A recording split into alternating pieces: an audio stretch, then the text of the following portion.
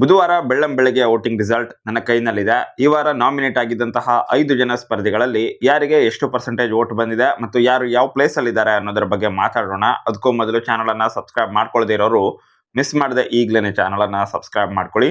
ಪಕ್ಕದಲ್ಲೇ ಒಂದು notification bell ಕೂಡ ಇರುತ್ತೆ, ಕ್ಲಿಕ್ ಮಾಡಿ ಆಲ್ ಅಂತ ಸೆಟ್ ಮಾಡಿ. ಸೊ ಇನ್ನು ನೇರವಾಗಿ ವಿಷಯಕ್ಕೆ ಬರೋಣ. ಈ ವಾರ 5 ಜನ ನಾಮಿನೇಟ್ ಆಗಿದ್ರು. ಸ್ಪಂದನಾ ಸೋಮಣ್ಣ, ರಾಶಿಕಾ ಶೆಟ್ಟಿ, ಅಶ್ವಿನಿ ಗೌಡ, ಧನುಷ್ ಗೌಡ ಮತ್ತೆ ಧ್ರುವಂತ್ ಅವರು. ಈ 5 ಜನ ಸ್ಪರ್ಧಿಗಳಲ್ಲಿ 5ನೇ ಪ್ಲೇಸ್ ಅಲ್ಲಿರೋದು ಧ್ರುವಂತ್ ಅವರು.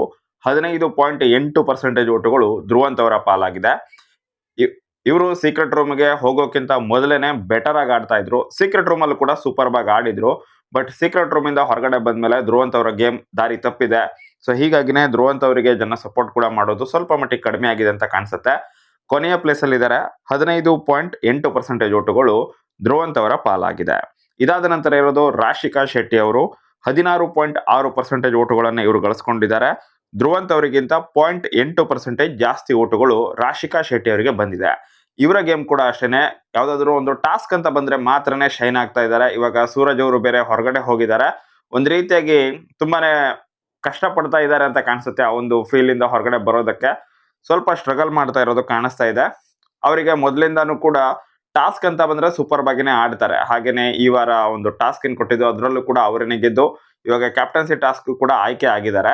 ಬಟ್ ಏನಪ್ಪಾ ಅಂತ ಹೇಳಿದ್ರೆ ಅವರು ಟಾಸ್ಕ್ ಅನ್ನು ಹೊರತುಪಡಿಸಿ ಎಲ್ಲೂ ಕೂಡ ಶೈನ್ ಆಗ್ತಾ ಇಲ್ಲ. ಸೊ ಅವ್ರು ರೀಸನ್ ಕೊಡುವಾಗ ಕೂಡ ಅಷ್ಟೇನೆ ಅಷ್ಟೊಂದು ಪ್ರಾಪರ್ ಆಗಿರೋ ರೀಸನ್ ಗಳನ್ನ ಕೊಡ್ತಾ ಇಲ್ಲ. ಸೊ ಇದರಿಂದಾಗಿನೋ ಅಥವಾ ಅವ್ರ ಫ್ಯಾನ್ ಬೇಸ್ ಸ್ವಲ್ಪ ಕಡಿಮೆ ಆಗಿದೆಯೋ ಗೊತ್ತಿಲ್ಲ.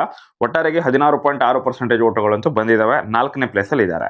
ಇನ್ನು 3ನೇ ಪ್ಲೇಸ್ ಅಲ್ಲಿ ಸ್ಪಂದನಾ ಸೋಮಣ್ಣ ಅವರು ಇದ್ದಾರೆ.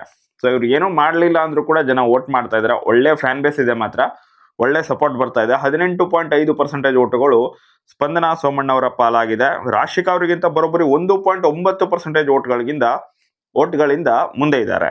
ಹಾಗೆಯೇ 3ನೇ ಪ್ಲೇಸ್ ಅಲ್ಲಿ ಇದ್ದಾರೆ ಇವರು. ಇನ್ನು ಸೆಕೆಂಡ್ ಪ್ಲೇಸ್ ಅಲ್ಲಿ ಇರೋದು ಅಶ್ವಿನಿ ಗೌಡ ಅವರು.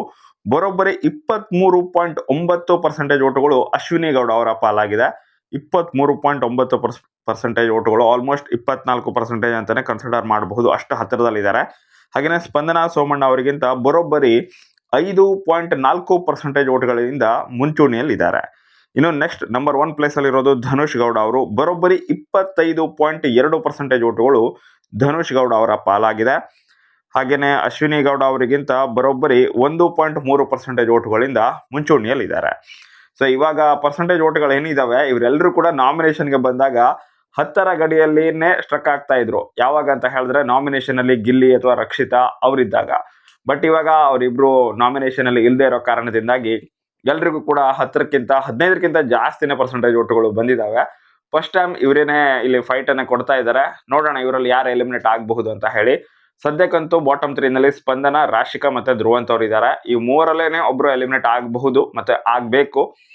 ನನ್ನ ಪ್ರಕಾರ ಸ್ಪಂದನ ಅವರು ಆಗ್ಬೇಕು ಅಂತ ಅನಿಸ್ತಾ ಇದೆ. ನಿಮ್ಗೆ ಯಾರು ಈ ವಾರ ಎಲಿಮಿನೇಷನ್ ಆಗಬೇಕು ಅಂತ ಅನ್ಸುತ್ತೆ ಅದನ್ನ ನೀವು ಕಮೆಂಟ್ ಬಾಕ್ಸ್ ಅಲ್ಲಿ ಕಮೆಂಟ್ ಮಾಡಿ. ವಿಡಿಯೋ ಇಷ್ಟ ಆದ್ರೆ ಲೈಕ್ ಮಾಡಿ, ಶೇರ್ ಮಾಡಿ. Thank you so much for watching. Bye.